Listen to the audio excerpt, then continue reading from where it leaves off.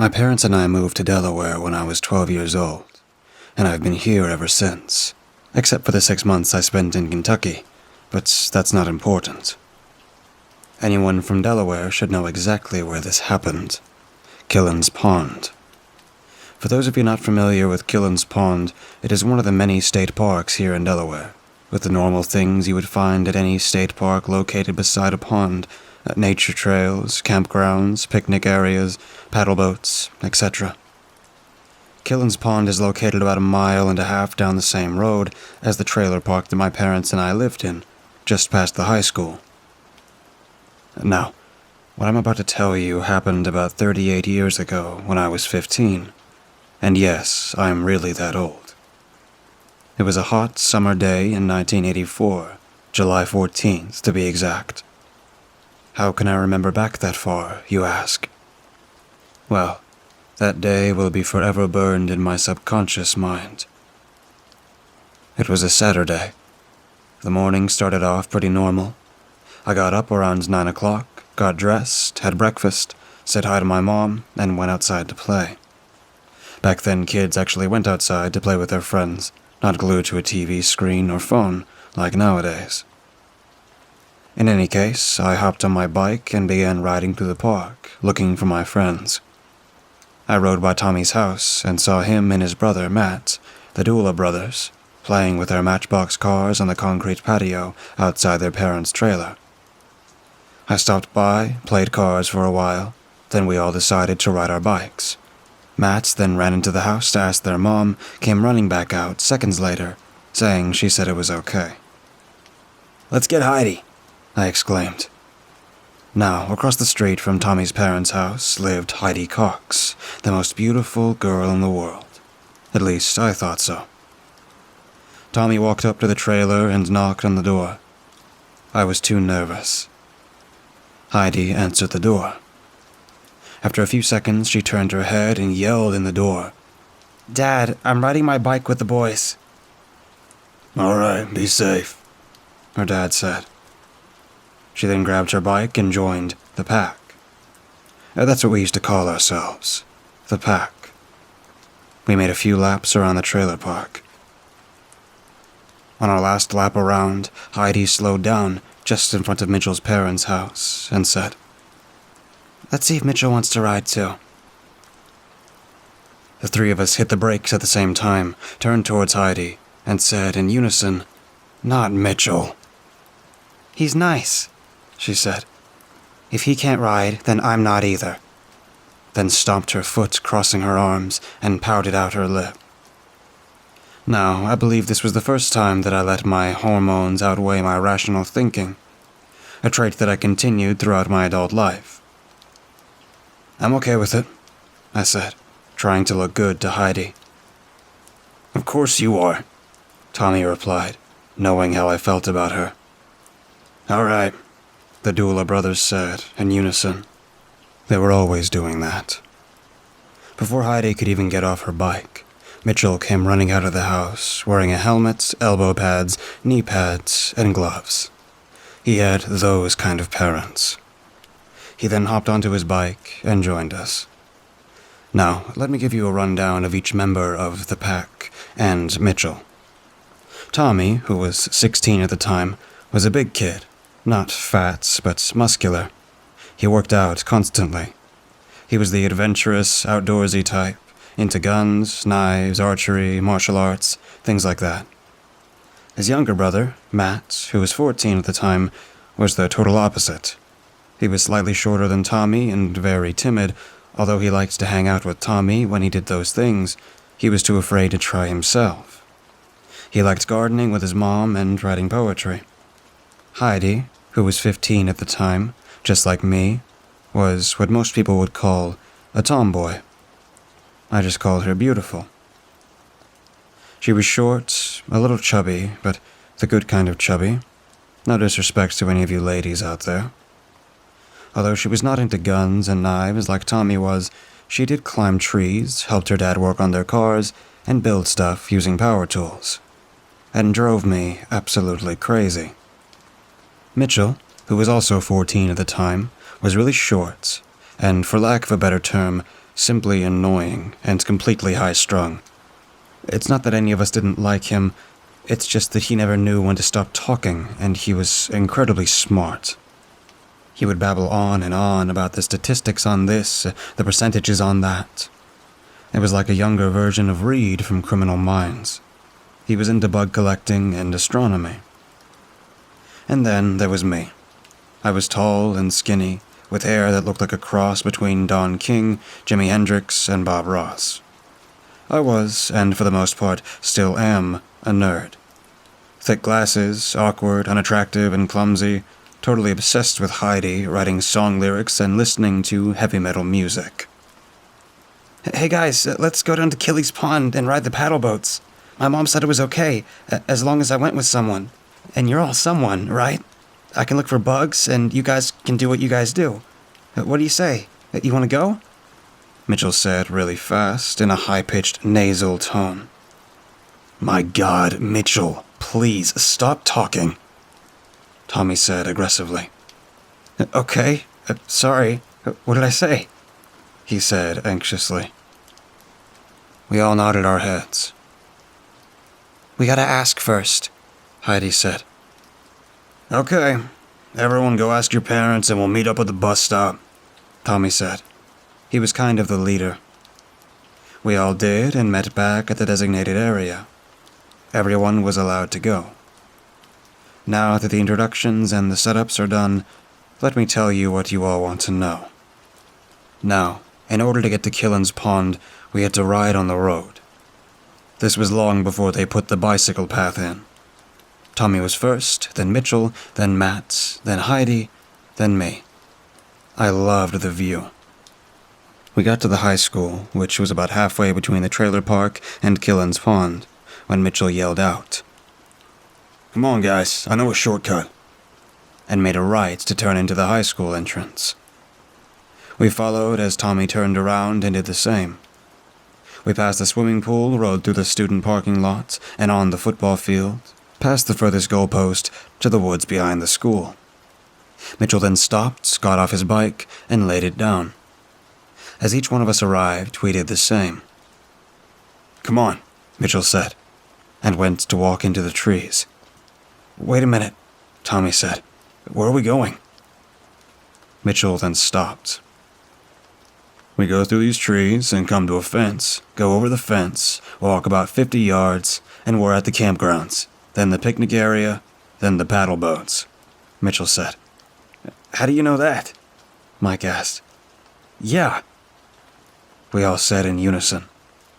"Oh, I got lost about 6 months ago.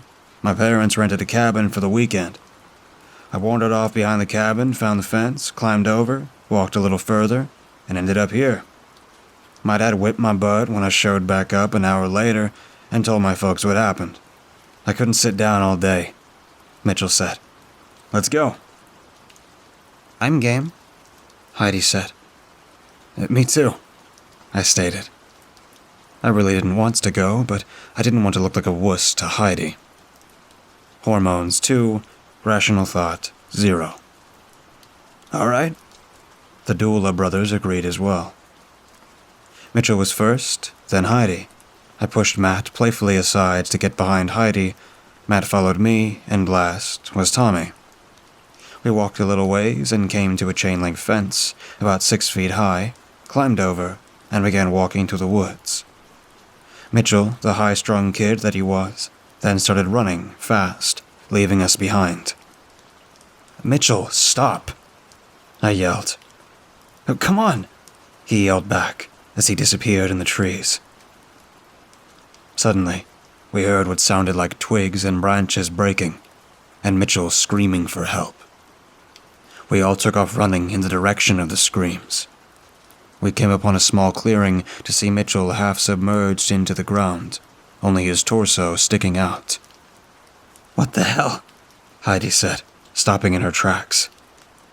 Tommy, Matt, and I ran over to him. "Everybody stop. It's a trap. Someone put branches over a hole. They're probably trying to catch wild animals," Tommy screamed. We all stopped. Tommy was standing about 3 feet from Mitchell, who was crying at this point. "It's okay, Mitchell," Heidi said. "You'll be all right." She covered her mouth, crying as well. Tommy then took off his shirt and turned to us and said, "Give me your shirt. I have a plan."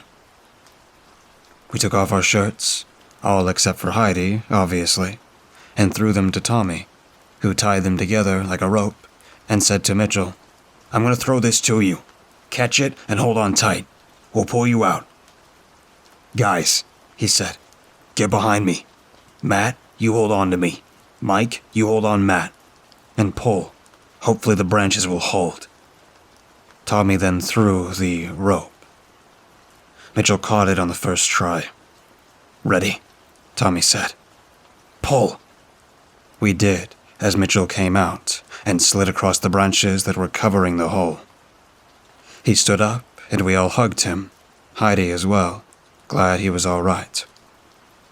"Where did that come from? It wasn't there before," Mitchell said, turning to look at the hole. "I want to go home," Mitchell said, completely overwhelmed. I mean, who could really blame him? We all turned to walk back to the fence when we heard a small voice say, "Hello, is anybody there?" We all stopped and looked around. "Hello?" the voice said again. "Down here. Help me, please." We all then stared at the hole. "No way," Tommy said, as he began to pull the branches from over the hole. We all began to help. After a few seconds, the hole was exposed. It was a big hole, about 6 feet wide and about 10 feet deep, maybe more. We all looked down. "Help me, please," the trembling little boy said, crying. He had short red hair, with no clothes on except his underwear. "Oh my God," Heidi said. "We gotta help him. Hurry, he'll be back soon," the kid said through his tears. Tommy then laid on the ground and said, "Mike, Matt, sit on my back to hold me down." We did as Tommy threw the rope of shirts into the hole, extending his arm down as well. "Grab it, kid. I'll pull you out," he said. "Jump." Suddenly, I felt Tommy's body move forward just a little, as I assumed the kid grabbed the rope. Climbed over to Tommy and out of the hole. He collapsed to the ground, shaking, shivering, and crying. Matt and I then got off of Tommy as he stood up, untied the shirts, and put them over the kid. We all huddled around him, kneeling on the ground. He was about 9 years old, covered in dirt, with little cuts all over his body. "Can you walk?" Tommy asked him. The kid nodded his head. "Let's go then," Tommy said. The kid began to get up, and as he did, we heard the sound of an old diesel engine close by. "He's back," the kid screamed, trembling. "Everybody hide," Tommy yelled softly. We all took off running. Matt and Mitchell went left, Heidi and I went right. Tommy and the kid went left as well.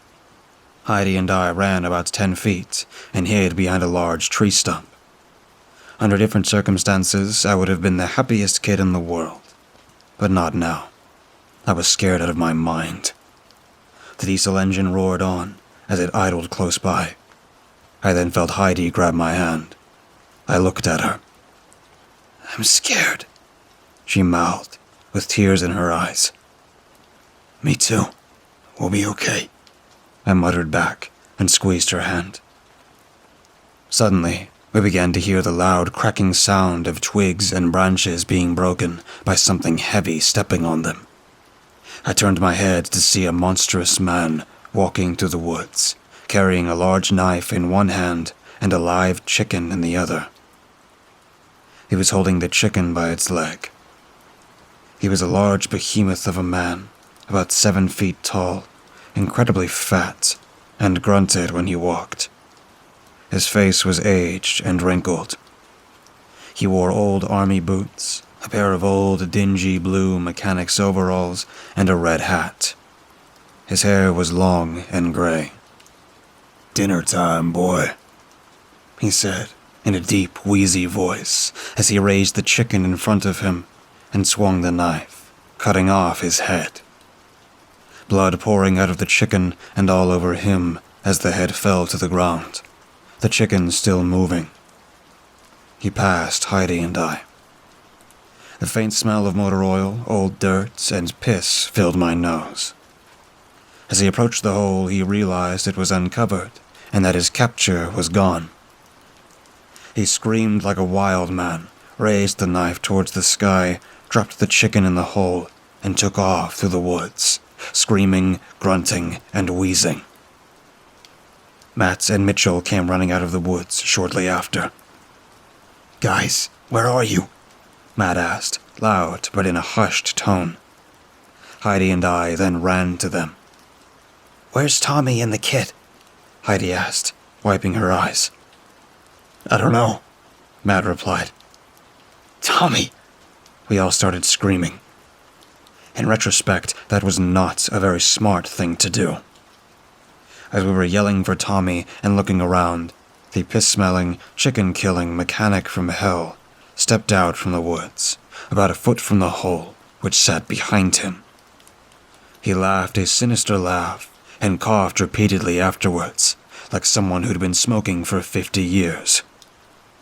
"I had one little piggy, now I got 4 little piggies. And what a pretty piggy you are," he said in a wheezy voice, staring at Heidi. "Here, piggy, he said, raising the knife, and stepped towards us. Mitchell screamed. "What do you want?" I yelled, and stepped in front of the 3 of them. "Aren't you the brave little pig?" he said, and laughed again.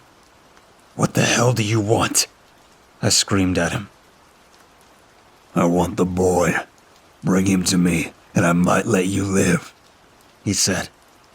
"Now, where is he?" "Right here," we heard Tommy yell, as he stepped out from the woods and swung a huge tree limb directly at the psycho's head. The limb struck him dead smack in his face, knocking him back. He was teetering on the edge of the hole. Tommy then did a spinning heel kick, hitting him directly in the chest and knocking him back first into the hole. A loud thud was heard soon after, as we all heard the most sickening, guttural scream that still haunts us to this day. "The truck! Let's go!" Tommy yelled, as we all began running towards the campground. As we arrived, we saw a beat-up, dirty Ford F-350 with Massachusetts plates and the engine running. "Kid, you're coming with me. You 4 get in the back," Tommy yelled. We did, as Tommy and the kid hopped in the cab. "Hold on," he yelled, as he put the truck in drive and peeled out like a bat out of hell. Dust, dirt, and rocks flying everywhere. We followed the path that led to the main road. Tommy then stopped the truck. "I'm going to the cops," he yelled out the window, hit the gas, made a left, and made a beeline for the police station. All 6 of us walked in. Tommy told the lady behind the desk what happened. They immediately took the kid in the back, and we never saw him again. They also impounded the truck. After giving her our names, addresses, and phone numbers, we were told to wait in the sitting area. After a few minutes, 2 police officers came out and escorted Heidi, Matt, and Mitchell to the back.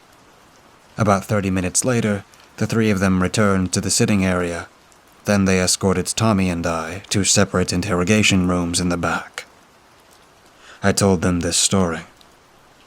We returned to the sitting area, where we were met by our parents. Apparently, the lady at the desk called them while the officers were talking to us. 2 of the officers then asked my mom and Tommy's mom if it would be all right if we went with them back to the scene. Both our moms agreed. Heidi went home with her dad, and Mitchell went home with his mom. Matt stayed at the station with his mom and my mom. Tommy and I got into the police car and rode back to the campgrounds, got out of the car, and walked back to the hole. And it was empty, except for the knife and the dead chicken. The officers retrieved the knife and held it as evidence. We then drove back to the station where we were told that we were free to go. Tommy and Matt went with their mom, and I went with mine. A newspaper article a few days later told the story of a 9-year-old boy found at the Killen's Pond by 5 teenagers.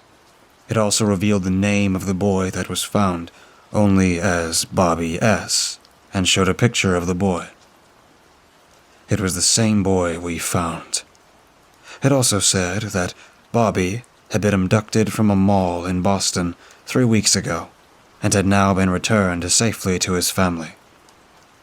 Our names were not revealed, given the fact that we were all under 18, I assume. It only referred to us as the 5 teenagers. In any case, the 5 of us did not talk to each other for about 2 weeks, trying to get over the events that happened.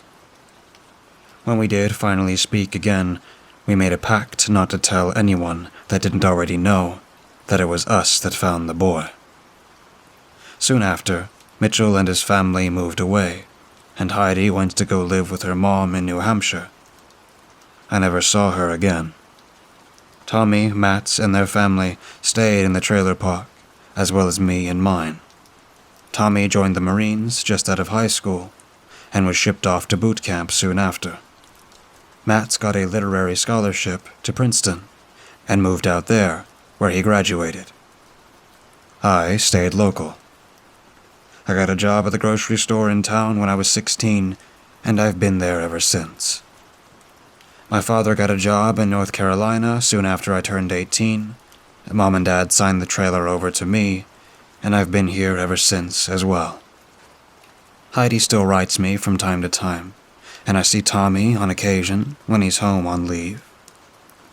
I don't see Matt or Mitchell anymore, and as far as I know, that psycho mechanic was never caught.